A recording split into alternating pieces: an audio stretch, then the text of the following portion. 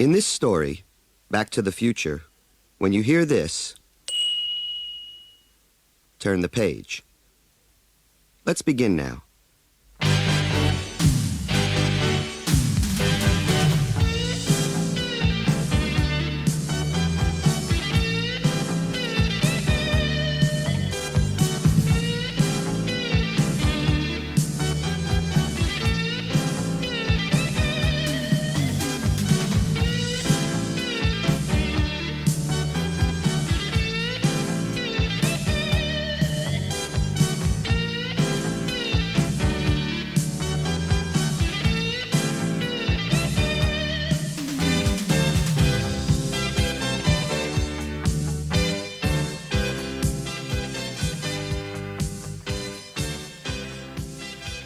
Marty McFly could see his breath in the autumn air that filled Hill Valley Town Square. He walked up to his girlfriend Jennifer and smiled.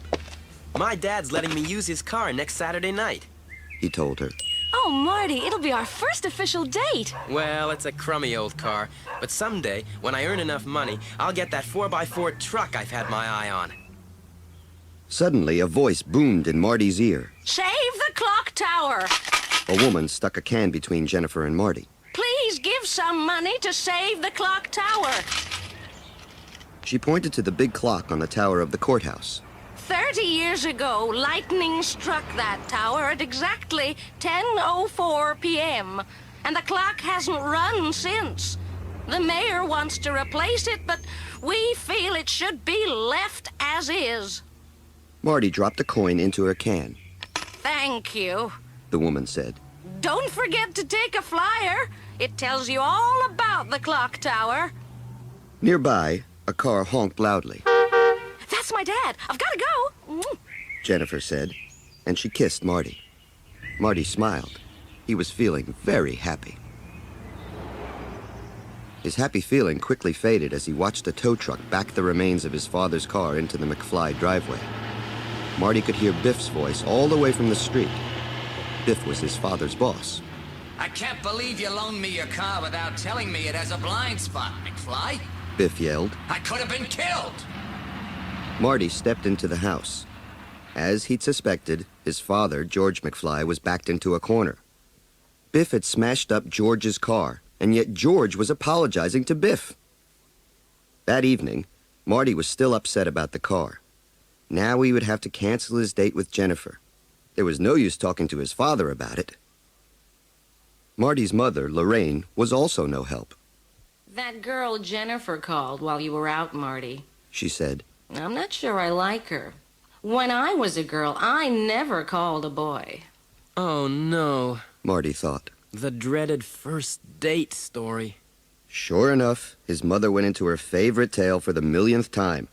How her father had hit Marty's dad with the family car and then carried George into the house for first aid. He seemed so helpless. Lorraine said. Like a little lost puppy. The very next weekend, we went on our first date, the school dance. It was the night of that terrible thunderstorm. Your father kissed me for the first time, and I realized I was going to spend the rest of my life with him. That's a nice story, Mom. Marty lied. His parents were getting old right before his eyes. His mother was overweight and graying, and his father was always being pushed around. It made Marty sad. He really did love them, despite everything. Marty went up to his room and fell into bed. He soon dozed off, but was awakened when his phone rang. Hello, Marty, said the voice on the phone. This is Doc Brown. Doc Brown was a local scientist and inventor, and Marty's good friend. Huh? What's going on, Doc? Marty asked. Meet me in the parking lot of the Twin Pines shopping mall right away. I got something incredible to show you. Okay. I'll be right there. Minutes later, Marty arrived at the parking lot. There stood Doc Brown beside the strangest car Marty had ever seen. How do you like my time machine, Marty? Doc asked. It used to be a DeLorean car, but I made some changes. I'll say. Marty exclaimed. It looked more like a rocket ship than a car. How does it work, Doc? It runs on plutonium. Plutonium? But that's the stuff they use to build nuclear bombs. You're absolutely right, Marty. But in this case, it's perfectly safe. You see, I needed a huge amount of energy to run my time machine. One day, a gang of criminals brought me this plutonium and asked me to build them a bomb. I kept the plutonium for my time machine instead. Doc swung open the door of his time machine. Look at this, Marty. He said, pointing to the car's dashboard. This is the gadget you use to set your destination. Say you want to go backwards in time. Let's use the day I created the formula for my time machine. You just set this dial to 11/5/55, November 5, 1955, and start driving. When you reach a speed of 88 miles per hour, kaboom! You're instantly sent back through time. Are you going into the past? Marty asked. No, Marty. I'm going into the future. However, before Doc was able to reset the dial, he and Marty saw a van speeding toward them. Oh, no! Doc gasped. It's that criminal gang whose plutonium I stole. One of the gang aimed a machine gun at the startled inventor and opened fire. Doc fell to the pavement. Marty could hardly believe it. Doc Brown was dead. The gunman fired at Marty. Marty leaped into the time machine and started the engine. The car took off. A few seconds later, it hit 88 miles per hour and instantly disappeared. Kaboom!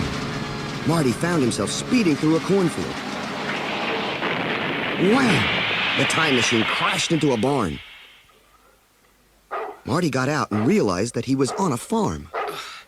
I don't know where Twin Pines Mall went, but I just want to go home. Marty located a familiar highway and finally found his way home.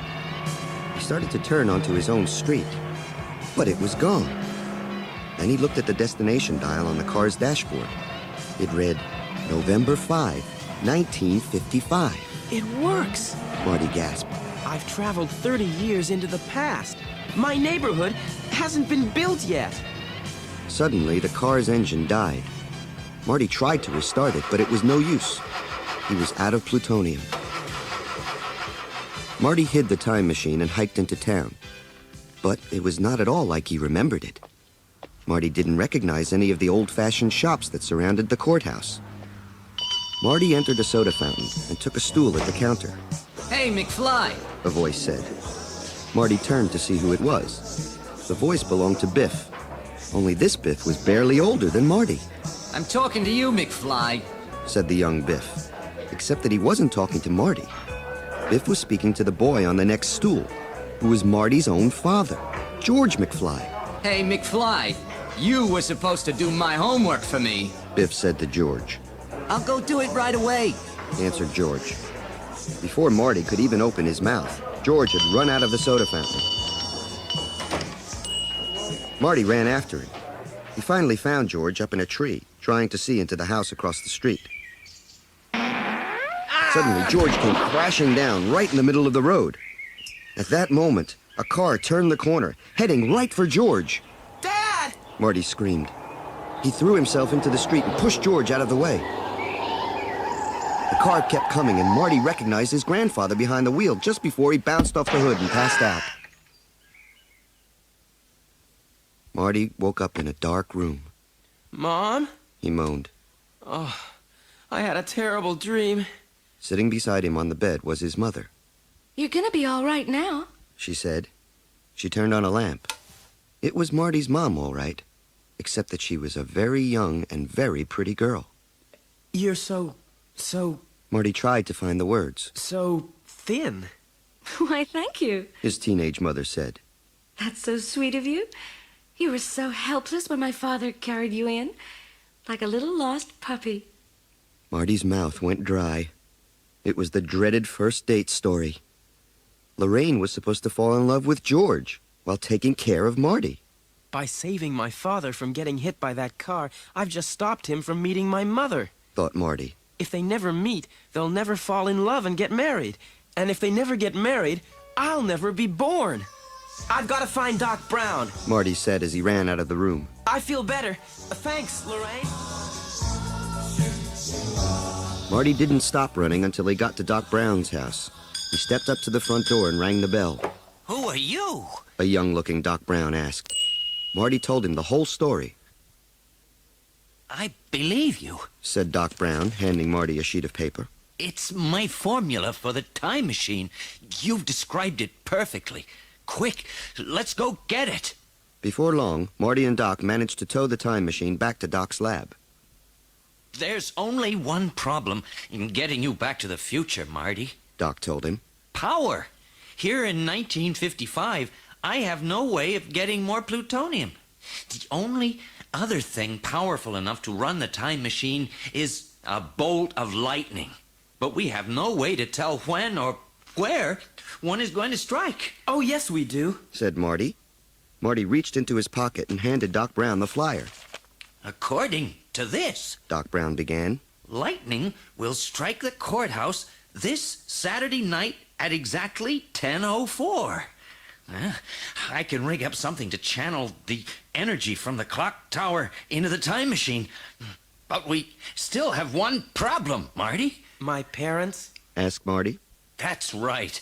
If you don't get them together before you leave for the future on Saturday, you may just vanish on the way back to 1985. I understand, Doc. You take care of my trip home. I'll work on George and Lorraine. The next morning, Marty went to the local high school where he found his father. Hi, George. Marty began. Remember me? I'm Marty. I saved your life yesterday. Right. Remembered George. Thanks, Marty. Listen, George. Marty continued. I met this girl yesterday named Lorraine Baines. She's got a crush on you. Come on, I'll introduce you. George followed Marty over to where Lorraine was standing. Lorraine, Said Marty. I'd like you to meet George McFly. But Lorraine had a crush on Marty. Marty returned to Doc Brown's and found him hard at work. It's all set, Marty. Doc said. I'm going to run a wire from the clock to the street. All you have to do is drive the car under the wire at exactly 10:04 p.m. Saturday night. Make the connection, and you'll be on your way back to the future. That's great, Doc. Said Marty. Only I didn't do so well with my folks. You gotta think of something, Marty. Said Doc. Listen, Doc. There's something I've got to tell you. It's about what happens to you in the future. No! You're not to tell me anything about my own personal future. I might do something that would alter the course of history. So Marty wrote a note warning Doc, sealed it in an envelope, and hid it in Doc's coat pocket. That night, Marty put on his radiation suit, took his portable cassette player, and snuck into George's bedroom. He slipped the headphones onto George's ears and blasted loud music, which woke George up. I'm an alien from the planet Vulcan. Marty began. I have come to give you the courage to ask Lorraine to the dance. Tomorrow you will ask her. George loved science fiction and believed in aliens. Marty's trick had worked. The next day, full of courage, George went to ask Lorraine to the dance. Just as he was about to ask her out, Biff walked up and began to pick on George. Hey, McFly! Biff yelled. Keep away from that girl. I'm reserving her for myself. Marty was so angry at Biff for spoiling George's chance that he tripped Biff and sent him flying. I thought you were just super the way you took care of Biff, Marty. Lorraine said afterwards. I was wondering if maybe you'd take me to the dance this Saturday? Marty said yes, but he had a plan. He explained it to George. I'm going to drive her to the dance, George, but once we get there, I'll slip away and you'll take my place. Saturday night arrived and Marty drove Lorraine to the dance. As they were getting out of the car, Marty felt a strong hand on his shoulder. He turned in time to see Biff's fist as it knocked him out. You're my date now, sweetheart. Biff said to Lorraine.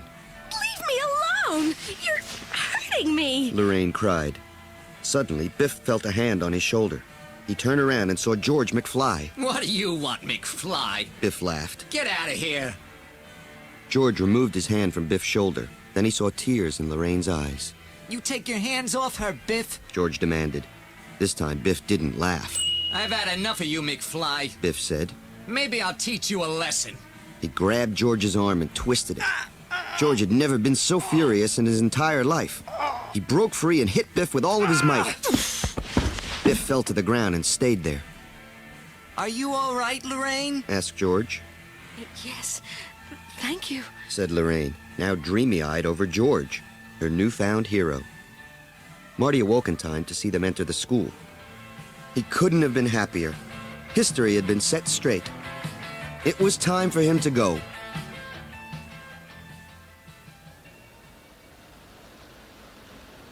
What is the meaning of this? Doc Brown asked Marty when he arrived at the town square. Doc held Marty's message in his hand. This is about the future, isn't it, Marty? Thunder rumbled close by. I don't want to hear about my future. Doc told Marty and tore up the envelope. Before Marty could argue with his friend, Doc started to run towards the courthouse. It's time for you to get into the time machine. He yelled. Good luck, Marty. I'll see you in 1985. Doc! Marty screamed, but Doc Brown could no longer hear him. Marty ran towards the time machine, knowing that he'd failed to warn Doc Brown of his murder. Then he had an idea. I'll go back 10 minutes early and warn him. Marty adjusted the dials and turned the key to start the engine. The car jerked into motion. Faster and faster it went, flying down the street toward the courthouse. At exactly 10:04 p.m., the time machine connected with the wire. Marty saw the car hit 88 miles per hour and felt it disappearing. Kaboom! Marty was back in 1985, screeching the car to a halt. He ran all the way to the mall, but he was too late. He arrived just in time to witness Doc's murder for the second time. Why didn't you read my note, Doc? Marty cried to the body of his friend. I did, Marty. Doc Brown sat up and pulled Marty's note from his pocket. It was taped and ragged and brown with age. You're alive! Marty exclaimed. But how did you survive those bullets? Doc Brown pulled open his coat. Bulletproof vest. He said. Doc Brown dropped Marty off at the McFly residence. I'm going into the future now, Marty. He told his young friend. Look me up when you get there, Doc. Said Marty. The next morning, Marty woke up in his own bed. Little did he expect the surprise that awaited him downstairs. Good morning, Marty. Said his mother. Did you have a good sleep? Marty could hardly believe his eyes. His mother was the correct age again, but she was still thin and beautiful. His father was also changed. George McFly looked confident and athletic. Cat got your tongue, Marty? George laughed, Oh, Marty's just excited about his date tonight with Jennifer. teased his mom. Biff has your new 4x4 truck all polished and ready to go, son. George said to Marty. So you and Jennifer have a good time tonight. Marty ran to the garage. Sure enough, there was Biff polishing the truck of Marty's dreams. I shined it real good for you, Said Biff. just like your dad told me to. Suddenly, everything fell into place. Marty understood now why things were so different. Instead of being weak and helpless, George McFly had stood up to Biff. Marty had changed the past after all. Thanks to him, both of his parents grew up to be happy and confident. How about a ride, mister? Marty turned and saw Jennifer standing in the driveway. A moment later, they both jumped in surprise. Kaboom! The time machine appeared out of nowhere. Marty, you've got to come back with me into the future. It was Doc Brown. Dressed in strange clothing, he leaped out of the time machine. What's wrong, Doc? Marty asked him. You've got to come back with me, and Jennifer should come too, because this also involves her. Oh, it's your kids, Marty. Something's got to be done about your kids. Without hesitation, Marty and Jennifer joined Doc inside the time machine. Doc touched a new switch. The car suddenly rose over the ground and flew off, heading back to the future.